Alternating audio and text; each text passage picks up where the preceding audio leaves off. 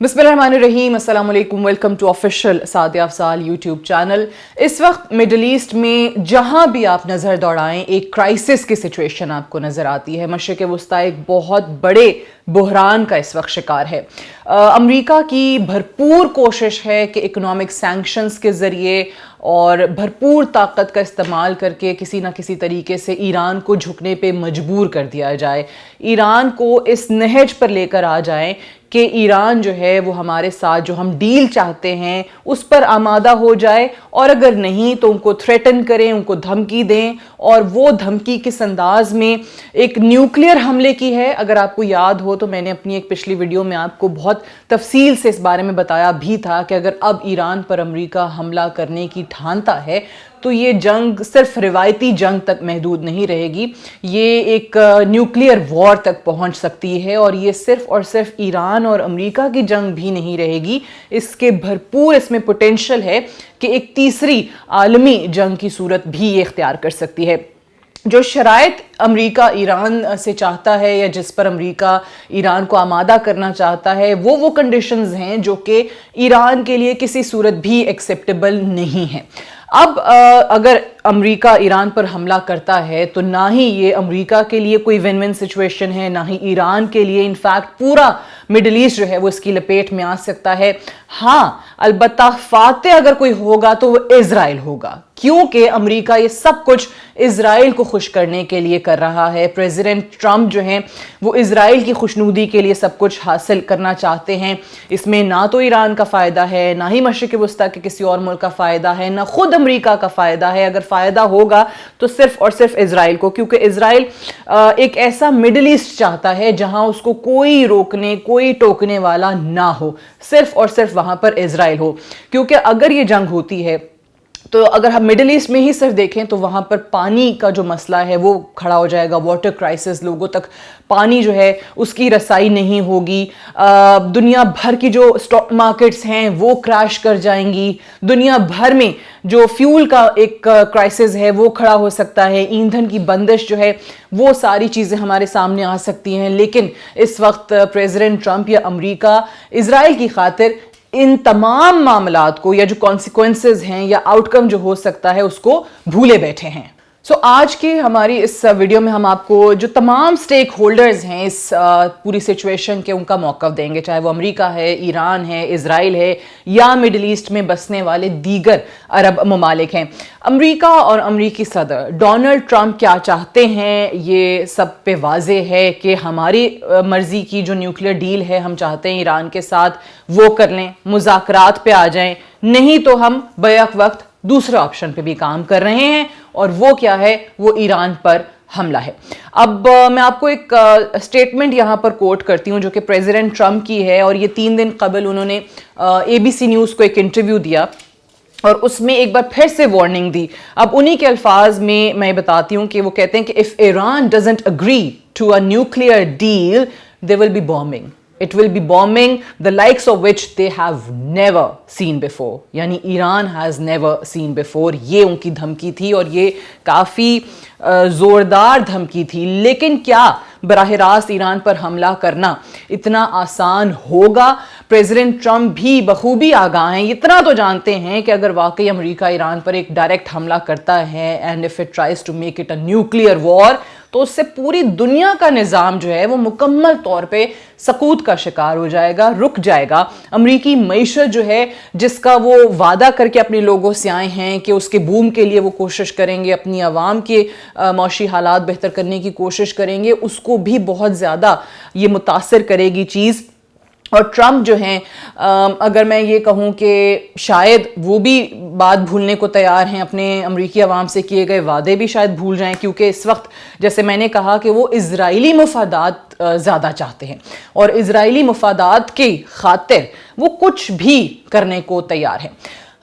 गोल क्या है president Trump का, ये भी मैंने आपको एक पिछली वीडियो में इस पे मुख्तसरन हमने बात की थी। और प्रेसिडेंट ट्रंप का गोल खुद उनके जो नेशनल सिक्योरिटी एडवाइज़र हैं माइक वॉल्ट्स, वो बड़े वाज़े अल्फाज में ٹرمپ کی خواہش بیان کر چکے ہیں کہ Trump wants full dismantlement of Iran's nuclear programme, یعنی ایران کے جو بھی جوہری ہتھیار ہیں، جس بھی وہ جوہری منصوبے پر کام کر رہا ہے، جتنی بھی پروگریس ابھی تک ہوئی ہے، پیش رفت جو بھی ہے، وہ سارے کا سارا معاملہ روک دیں اور وہ سب کی سب چیزیں جو ہیں ہینڈ اوور کر دیں یو ایس کے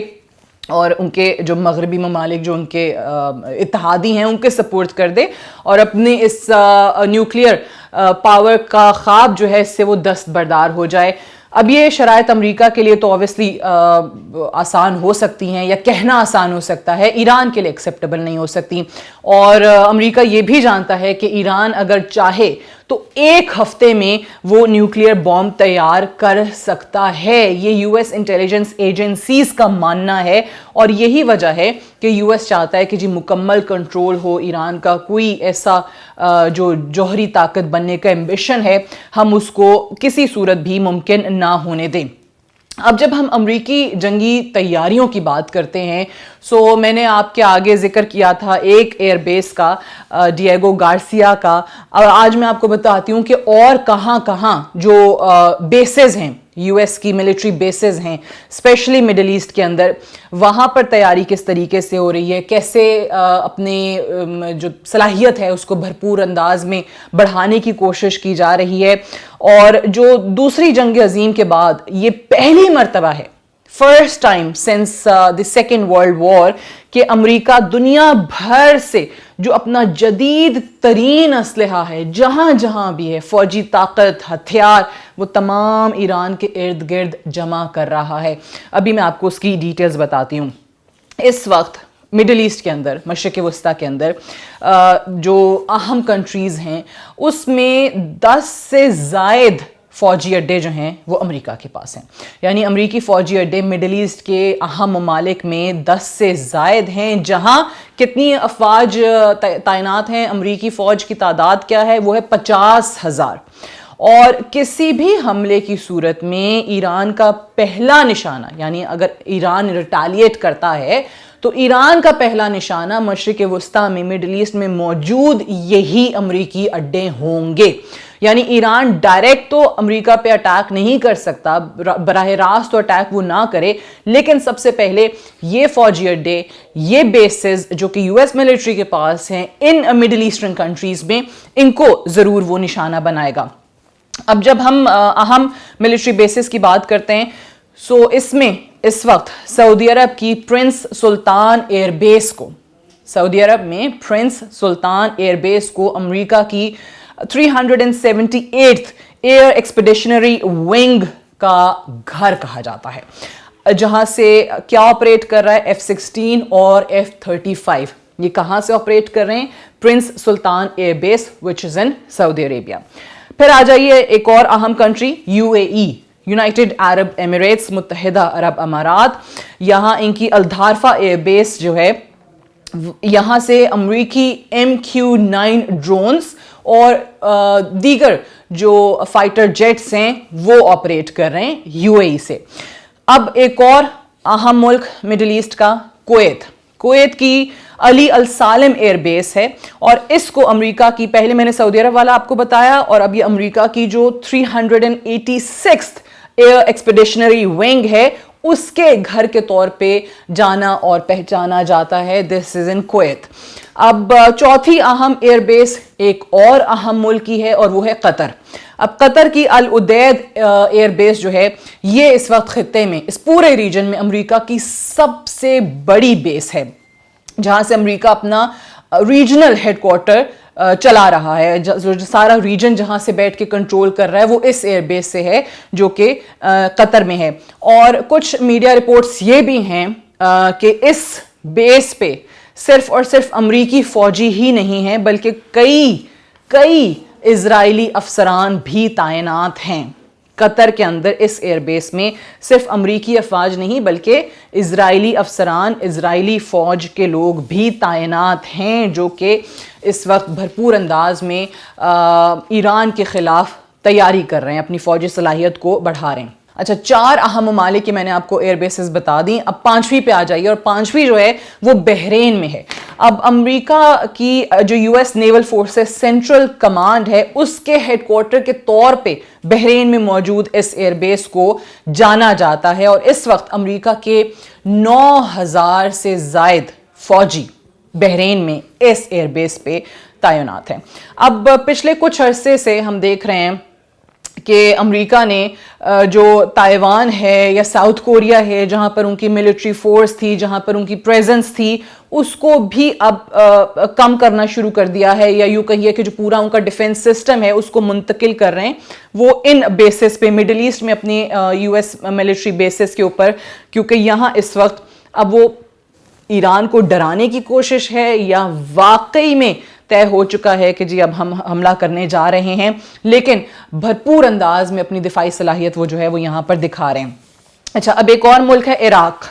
عراق میں بھی امریکی اڈے موجود ہیں, اور عراق میں موجود امریکی فوجی اڈوں کو کس طریقے سے ایرانی حمایت یافتہ گروپس کے حملوں سے بچانا ہے, اس وقت اس پہ بھی کام ہو رہا ہے, یو ایس اس پہ بھی لگا ہوا ہے. سو یہ سارے کا سارا ریجن کے اندر آپ کو امریکہ کی طرف سے ایک ڈیفنس بلڈ اپ نظر آ رہا ہے. اب بہت جلد آپ کو مڈل ایسٹ میں امریکہ کی 2 اسٹرائک کیریئر گروپس بھی موجود نظر آئیں گی. اب وہ کون سی شپس ہیں, وہ کون سے ایئر کرافٹ کیریئرز ہیں؟ U S S Harry S Truman جو کہ پہلے سے خطے میں موجود ہے, جبکہ U S S Karl Vincent جو عام طور پر ایشیا میں موجود رہتی ہے, وہ بھی اب 2 ہفتوں کے اندر مڈل ایسٹ پہنچ جائے گی, مشرق وسطیٰ پہنچ جائے گی, جس کے بعد اگر ہم یوں کہیں کہ اس پورے ریجن کے اوپر آپ کو صرف اور صرف امریکی اثر و رسوخ نظر آ رہا ہوگا تو وہ غلط نہیں ہوگا. And as I mentioned earlier, Diego Garcia جو پہلے ایک ویڈیو میں ہم آپ کو اس حوالے سے بتا بھی چکے ہیں,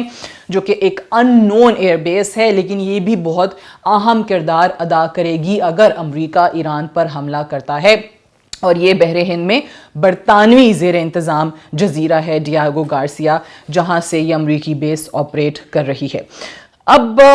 ظاہر ہے جو امریکہ کی طرف سے ایران پر حملہ ہوتا ہے تو اس میں جو خدشات ہیں ان کو نظر انداز تو کسی طریقے سے نہیں کیا جا سکتا. اب اگر ہم ایرانی آپشنز کی بات کریں, کیونکہ ظاہر ہے یہ سارے کے ساری دھمکی جو ہے, یہ سارے کے سارے تھریٹس جو ہیں وہ ایران کو دیے جا رہے ہیں, اور دیے بھی اسی لیے جا رہے ہیں کہ وہ اپنے نیوکلیئر پروگرام سے دستبردار ہو جائے, ٹیبل پر آ جائے, ہمارے مرضی کی ڈیل کرے, ہینڈ اوور کر دے سارے کا سارا اپنا نیوکلیئر طاقت بننے کا ایمبیشن اور تمام ویپنز جو ہیں وہ ہمارے حوالے کر دے, اور بالکل ہم کچھ بھی نہیں کریں گے. لیکن ایرانی آپشنز بھی ذرا دیکھیے گا. ایرانی جو سپریم لیڈر ہیں آیت اللہ علی خامنائی, انہوں نے 4 دن پہلے اپنی تقریریں کی تھی, اور اس میں انہوں نے واضح کیا تھا کہ اگر ایران پر حملہ کرتا ہے امریکہ تو ہم بھی جوابی کارروائی کریں گے. اینڈ اوبویسلی ایران جو ہے وہ خاموش ہو کر بیٹھنے والا نہیں ہے, وہ ضرور بھرپور جوابی کارروائی کرے گا. وہ کارروائی کیا ہو سکتی ہے یہ میں نے آپ کو بتایا کہ امریکہ کی طرف سے اگر ایران پر حملہ ہوتا ہے تو ایران کہ براہ راست حملوں سے تو امریکہ دور رہے گا, لیکن امریکہ کو نقصان نہیں ہوگا یہ کہنا غلط ہے, کیونکہ ایران جو ہے وہ امریکی فوجی اڈوں پر حملہ کرے گا, اسرائیل پر حملہ کرے گا, امریکی جو جنگی بیڑے ہیں جو جہاں جہاں ان کی شپس آئی ہوئی ہیں, جو بامبرز ہیں, وار شپس ہیں, ان کو حملہ ان پر کرے گا. تو ظاہر ہے امریکہ کو نقصان تو ہوگا, لیکن ڈائریکٹ حملے سے شاید امریکہ جو ہے وہ بچا رہے ایران کی ریٹیلیشن کی صورت میں. لیکن ان کے جو اسلامک ریولوشنری گارڈ کور ایروسپیس فورس کے سربراہ ہیں امیر علی حاجی زادے, ان کا یہ کہنا ہے کہ امریکہ کی خطے میں تقریباً اس وقت 10 سے زائد فوجی اڈے موجود ہیں, جس کی تفصیل ہم نے آپ کو ابھی بتائی ہے, جو کہ اہم کنٹریز ہیں مڈل ایسٹ کے, اور وہاں پر آپ کو یو ایس کی بیسز نظر آتی ہیں. اور کم از کم ایران کے قریب 50,000 کے لگ بھگ موجود ہیں امریکی فوجی. یہ بتایا ہے امیر علی حاجی زادے نے, جو کہ اسلامک ریولوشنری گارڈ کور ایروسپیس فورس کے سربراہ ہیں, ایرانی فورس کے سربراہ ہیں. سو اسی لیے انہوں نے کہا کہ یہ تمام چیزیں موجود ہیں. یعنی ایران کیا بتا رہا ہے کہ بھئی آپ کے فوجی ہمارے قریب ہیں, 50,000 کے قریب ایران کے ایریا کے اندر آتے ہیں, ایران کے گرد و نواح میں آتے ہیں, اور یہ بھی مت بھولیں کہ آپ کی جو 10 ملٹری بیسز ہیں وہ بھی اسی خطے کے اندر موجود ہیں. سو آپ اس وقت شیشے کے گھر میں رہتے ہیں, لہٰذا پتھر سوچ سمجھ کے ماریں. بیسکلی یہ انہوں نے جواب دیا ہے کہ آپ اگر ہم پہ حملہ کرتے ہیں تو آپ کے یہ فوجی اور آپ کی یہ جو بیسز ہیں یہ بھی ہمارے جوابی کارروائی کا نشانہ بن سکتی ہیں. جہاں جہاں اس وقت مڈل ایسٹ میں امریکی فوجی اڈے ہیں وہ تمام ممالک آپ کو اس وقت خاصے پریشان نظر آ رہے ہیں, اور بار بار وہ ایران کو